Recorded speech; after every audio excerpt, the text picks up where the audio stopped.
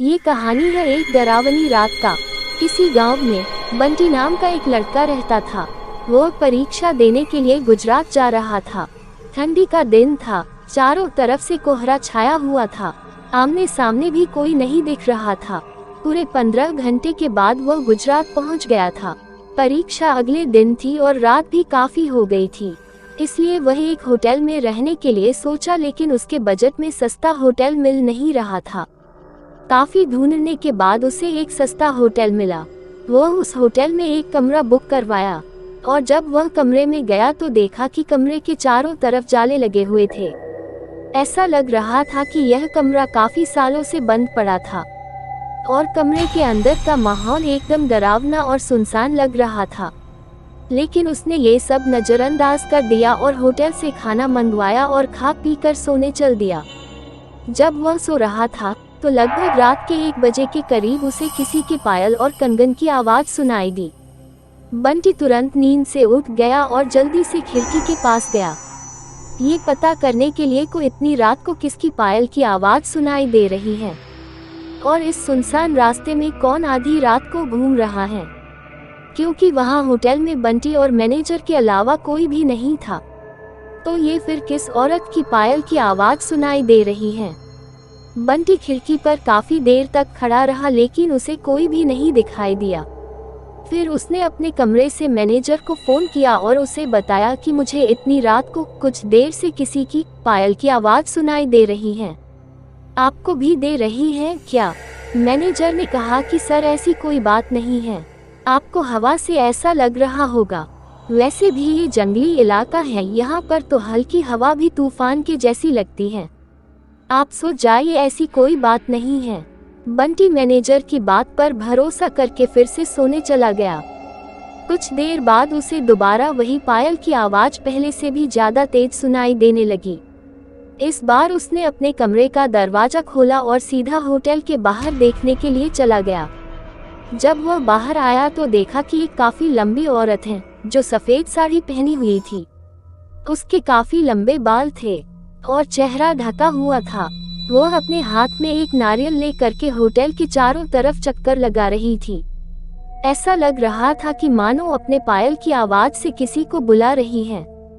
बंटी दौड़कर उसके पास गया कि कौन है ये औरत जो इतनी रात को यहाँ घूम रही है, लेकिन वह तुरंत ही गायब हो गई और चारों तरफ कोहरा ही कोहरा फैल गया।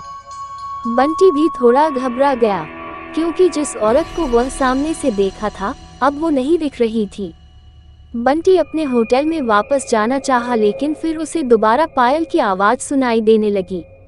बंटी अब उसे ढूंढते हुए जंगल की ओर जाने लगा। चलते चलते वह अपने होटल से इतनी दूर आ गया उसे पता ही नहीं चला। फिर उसने उस घने जंगल में कुछ ऐसा देखा कि उसका दिल दहल गया। उसने देखा कि उस औरत ने एक पीपल के पेड़ के नीचे 5-6 लाश रखी थी और बारी बारी से एक एक को नोच नोच कर खा रही थी। उसका मुंह खून से लथपथ था और चेहरा भी एकदम डरावना था। बंटी जब ये सब देखा तो उसके पांव तले जमीन खिसक गई। ये सब नजारा देखते ही उसे डर के साथ साथ रोना भी आने लगा कि वह चुड़ैल अब मुझे भी मार देगी, क्योंकि अपने पायल के आवाज से यहाँ तक तो मुझे लेकर आई है। लेकिन उसने हिम्मत से काम लिया और हनुमान चालीसा पढ़ते पढ़ते धीरे से वहां से भाग गया ताकि भूत उसे देख न ले, लेकिन भूत तो भूत होते हैं।